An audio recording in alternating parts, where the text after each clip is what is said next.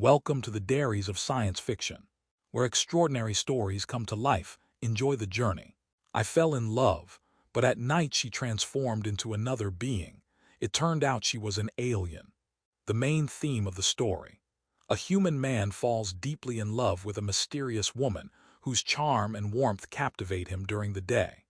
However, at night, she transforms into an unfamiliar form, revealing her true alien nature. Shocked but fascinated, the man must reconcile his feelings with the reality of the woman's extraterrestrial identity. As trust and understanding grow, a complex bond forms between the human man and the alien woman. Love, fear, and acceptance that transcend species and appearance are explored. I used to believe that nothing truly strange could happen to me anymore, mostly because my life had settled into a reliable rhythm of coffee that tasted like regret and evenings that smelled faintly of reheated food. The universe, I assumed, had misplaced my address. Then I met her in the middle of a day that was so ordinary it almost felt offended by what was about to happen. She was standing a little too close to a malfunctioning transit terminal, watching it blink as if it might confess something. When she smiled at me, it felt as though the air had been recalibrated without asking for permission. She looked human in the way mirrors expect you to look human. Same posture, same easy movements, same warm expressions that made you forget your own awkwardness. Only her ears were different, longer, tapering gently upward, not exaggerated enough to demand alarm but unusual enough to make my brain pause like a buffering video.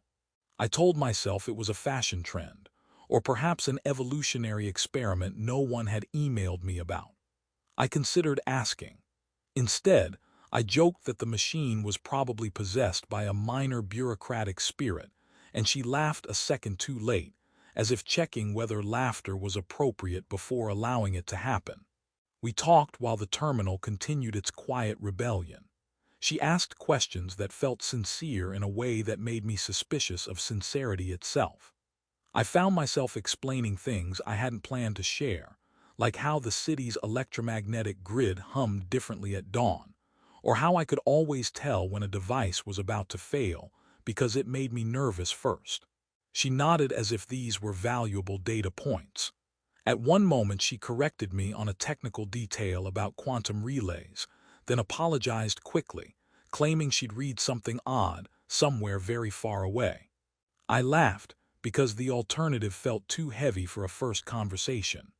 There was something disarming about her warmth, about how carefully she watched people, as if we were all slightly volatile instruments.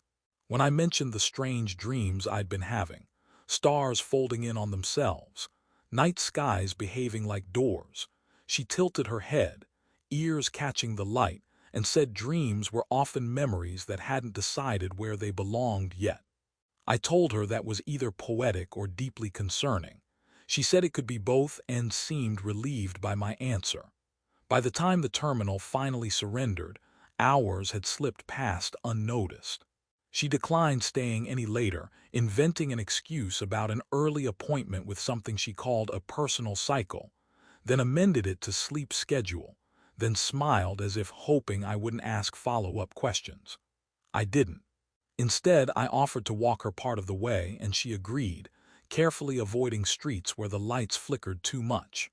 When we parted, she hesitated, then touched my hand briefly, as though confirming that I was real. As she walked away, I noticed my wrist tingling, like static after touching exposed wiring. I told myself it was nerves. I told myself a lot of things that day. None of them explained why the universe suddenly felt closer, as if it had leaned in to listen. After that day, she began to appear in my life with a regularity that felt coordinated, as if someone had finally fixed the universe's scheduling software. We met in daylight almost exclusively, always under a sun that seemed to flatter her in ways it rarely bothered with for anyone else. She preferred bright places, cafes with large windows, parks where solar panels doubled as benches, streets where delivery drones hummed like lazy insects. Whenever evening approached, she grew restless, glancing at the sky the way sailors once watched clouds, except with more urgency and fewer romantic expectations. I learned quickly that she had an impressive talent for excuses. If I suggested dinner, she'd say she was allergic to artificial lighting. If I proposed a late walk, she'd claim her internal clock was synchronized to a non-negotiable cycle, which sounded official enough that I didn't argue. Once, when I teased her about turning into a pumpkin at sunset, she laughed a little too hard and said pumpkins were inefficient life forms anyway. I decided not to unpack that. During the day, she was effortlessly charming. She listened with a focus that made me feel like a rare phenomenon worth studying. She laughed at my jokes, even the bad ones, though occasionally she laughed a beat late, like someone translating humor in real time. When I asked what she did for work, she said she was observing local systems, then quickly added for personal interest. Then changed the subject by pointing out that my wristwatch was emitting a frequency known to interfere with small insects and at least 3 obsolete satellites. Her ears drew more attention the longer I knew her, though no one else ever seemed to stare. Long, elegant, always slightly angled as if catching signals the rest of us missed. Once, in a market crowded with people and noise, she winced suddenly and pulled me closer, muttering that the overlapping data streams were a bit aggressive today.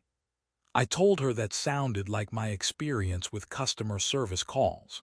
She smiled gratefully, as if I'd just solved a complex equation. Technology behaved strangely around her. Screens glitched when she passed, lights adjusted themselves, and once a public information kiosk displayed a star map instead of bus routes before hastily correcting itself. She blamed static buildup. I blamed my imagination.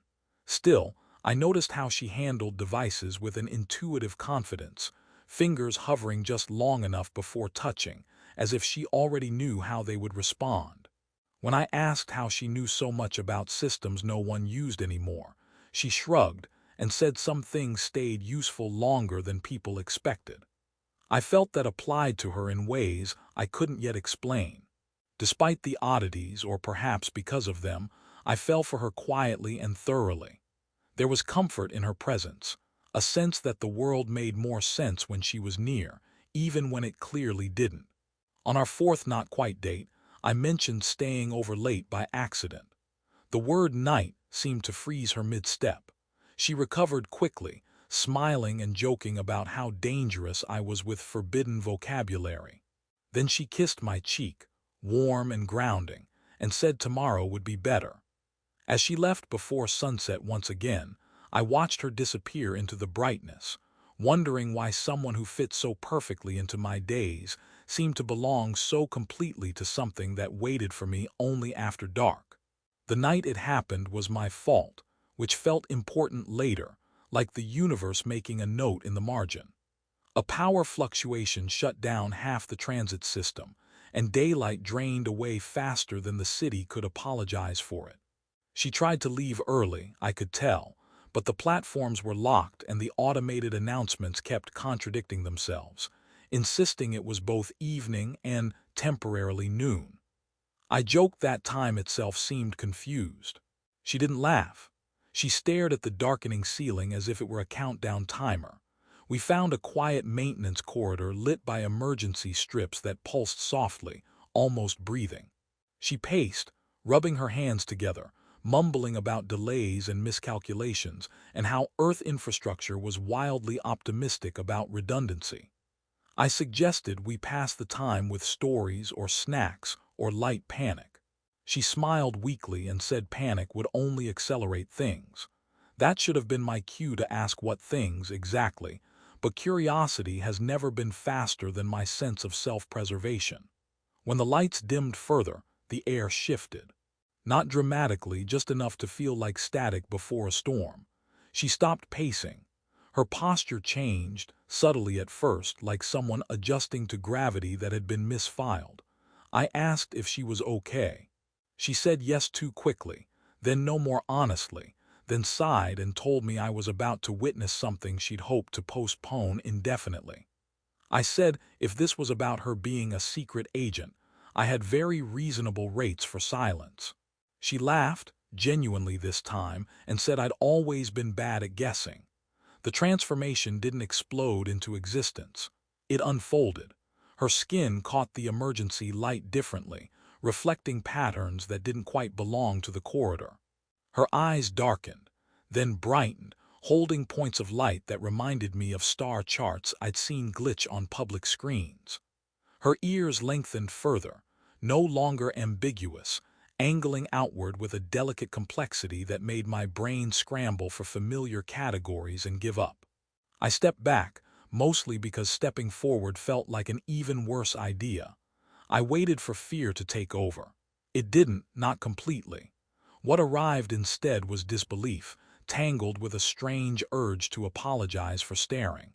She watched my face carefully, bracing herself. I opened my mouth and said the first thing my mind could assemble, which was that this was not what I'd expected when she said she needed good lighting. She snorted, a very human sound, and some of the tension cracked. "I'm not dangerous," she said quickly, then added, "statistically." She explained that night altered her biology, that hiding it took energy she no longer had. I nodded like this was mildly inconvenient news, the way one reacts to learning a friend hates coffee. My hands were shaking. I shoved them into my pockets and asked if this meant she'd be late tomorrow too. She smiled, relief flooding her features, alien and familiar all at once. The corridor lights flickered again. Somewhere above us, systems recalibrated. I realized the universe hadn't leaned in to listen after all. It had been waiting for night. We stayed there longer than either of us intended, the corridor humming softly as if pretending not to notice the interspecies conversation happening inside it. She sat on the floor first, cross-legged and oddly graceful, as though gravity had signed a temporary truce. I followed, mostly because my knees had decided standing was no longer a collaborative activity. Up close, her night form was less frightening than I'd expected and more complicated, layered with details that suggested purpose rather than menace. I told her she looked like someone had redesigned a human using better reference materials. She rolled her eyes and said her people said the same thing about us, minus the politeness. She talked slowly, carefully, as if translating herself into terms my biology wouldn't immediately reject. Her world orbited a star that behaved badly, flaring and dimming in cycles that rewrote life at the cellular level. Day and night weren't just lighting conditions there. They were instructions.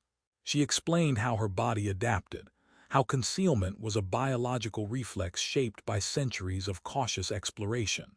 When I asked why Earth, she shrugged and said our broadcasts were charmingly chaotic, like a species arguing lovingly with its own inventions. I said that was the nicest description of humanity I'd ever heard. I asked if there were rules about telling me. She sighed and said there were rules about everything, most of them written by committees that had never fallen in love by accident. That word lingered between us. Love. She glanced at me, ears angling back slightly, and said she hadn't planned for this part. I joked that I rarely planned anything and it had worked out adequately so far.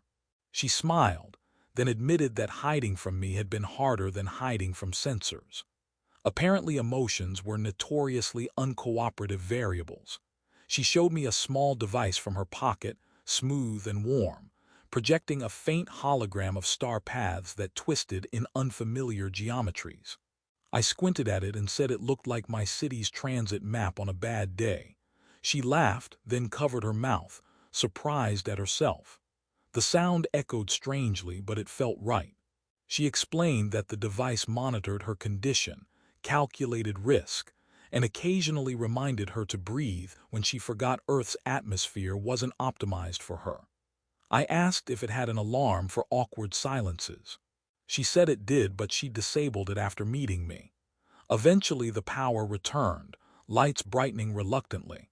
She stiffened, her form beginning to shift back, edges softening, alien precision retreating behind familiar lines.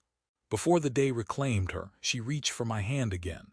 This time there was no static, just warmth. "You can still walk away," she said.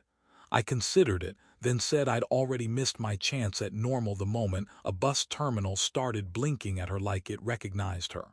She laughed, daylight returning to her face, and together we stepped back into a world that suddenly felt far less certain and somehow far more alive. After that night, my sense of normal filed a formal complaint and resigned.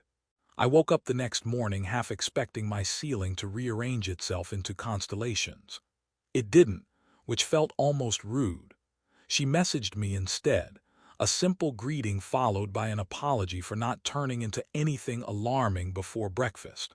I replied that I appreciated the consideration. It felt important to keep things polite between species. Seeing her again in daylight was disorienting in a quieter way. The long ears were back to their almost passable length, her eyes ordinary enough to convince anyone who wasn't paying attention. I, unfortunately, was paying a great deal of attention. Every small movement carried an echo of the night before, like I was watching a familiar show after learning it had been filmed on another planet. I tried to act normal. I failed immediately by asking if she'd slept well or had needed to photosynthesize. She laughed and said neither, but she appreciated the concern.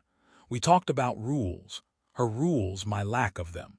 She explained that continued exposure carried risks, detection, recall signals, paperwork of cosmic proportions. I focused on the word paperwork and asked who handled it. She groaned and said that was classified for my own protection. The idea that an interstellar bureaucracy existed somehow made everything more believable and significantly less romantic. I told her that if we were doomed by love, I'd at least like a form to sign. She promised to see what she could do. At night, I didn't sleep much. Every shadow felt like a question, every hum of electronics like an answer arriving late. I worried about what it meant to care for someone whose biology rewrote itself after sunset. I worried about being fragile by comparison. She noticed, of course. She always noticed. When I admitted my fear, she didn't dismiss it. She said fear was reasonable data. She also said humans were terrifying in their own way, building machines that almost worked and calling it progress. That helped more than it should have. Things began to happen around us. Streetlights dimmed when she was anxious. My apartment's ancient radio picked up fragments of languages that definitely weren't broadcast locally. Once, a drone hovered too long outside my window before shooting straight up as if embarrassed. She blamed calibration errors. I blamed my life choices. We joked through it, because joking was easier than admitting that the universe was adjusting its focus around us. The question of the future loomed without asking permission. She might be recalled. I might be left explaining to friends why I flinched at sunsets. We didn't solve it. We sat with it, side by side, her hand in mine, both of us listening to the quiet, waiting to see whether love was enough to bend rules written among the stars, or at least confuse them long enough for us to matter. The recall signal announced itself like a badly timed joke, which felt appropriate. We were arguing about whether my kettle was sentient. She claimed it was merely optimistic, when every device in the room went silent at once. Not powered down, not broken. Quiet, as if listening. The air thickened, pressure changing just enough to make my ears pop and hers tilt sharply toward the ceiling. She froze, then sighed with the kind of resignation usually reserved for surprise audits. "It found me," she said, and then added, "On the bright side, it waited until after tea." A lattice of light unfolded above the table, precise and intrusive, projecting symbols that rearranged themselves faster than my eyes could follow. My phone vibrated once, displayed a polite apology in 3 languages I didn't recognize, and shut itself off. I asked if this was the part where men in dark uniforms burst through the walls. She said no, those were very expensive walls and her people preferred remote interventions. Less mess, more anxiety. She activated her device, fingers moving with practiced urgency. The hologram of star paths flared, then jittered, as if arguing with something larger. She muttered about outdated protocols and aggressive triangulation. I offered to unplug something. She said that might accidentally summon a probe. I kept my hands very still. Humor surfaced anyway, brittle but necessary. I asked if this meant meeting her family. She snorted and said only if I enjoyed interrogations conducted by committee. The lattice pulsed, tightening.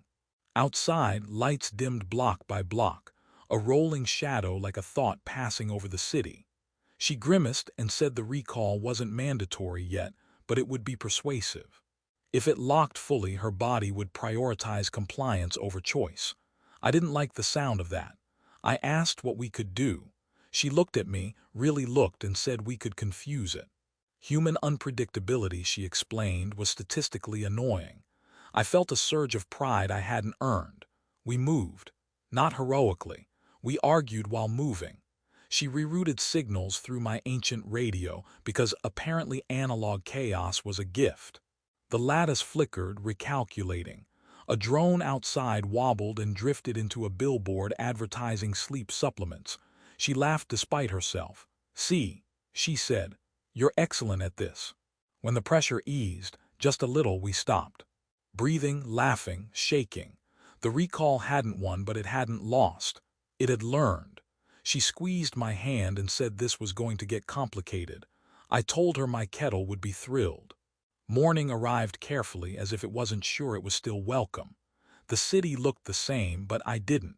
I noticed things now, the way signals overlapped, the subtle rhythm beneath everyday noise. She said that happened sometimes, that loving someone from elsewhere rewired perception. I joked that I'd like a refund if it came with headaches. She said headaches were complimentary. The recall never fully returned. Instead, it negotiated. Her device chimed one afternoon with a tone she described as deeply irritated professionalism. Terms appeared in the air, rewritten in real time as if the universe itself were editing for clarity. Limited stay. No large-scale disclosure. Minimal emotional interference, which she laughed at until she snorted. I asked where humans fell on the scale of interference. She said we were a footnote no one could quite delete. We adapted. She learned to let night happen without fear, trusting me not to panic when the stars showed up in her eyes. I learned that fear didn't have to be a stop sign. Sometimes it was just a speed bump with opinions. We joked our way through it because laughter turned out to be a remarkably effective cloaking device. The city adjusted too. Lights flickered less. Drones kept their distance. Even my kettle behaved, which I chose to interpret as respect. One evening, watching the sky cycle through colors it hadn't used before, she asked if I regretted staying. I thought about the person I'd been, convinced the universe had misplaced my address. I told her it turned out the universe had been very precise, just late. She smiled, ears catching the starlight, and said lateness was relative. She remained alien. I remained human. Neither of us tried to fix that. Love didn't erase difference. It learned how to sit beside it without flinching. When people asked why I seemed calmer,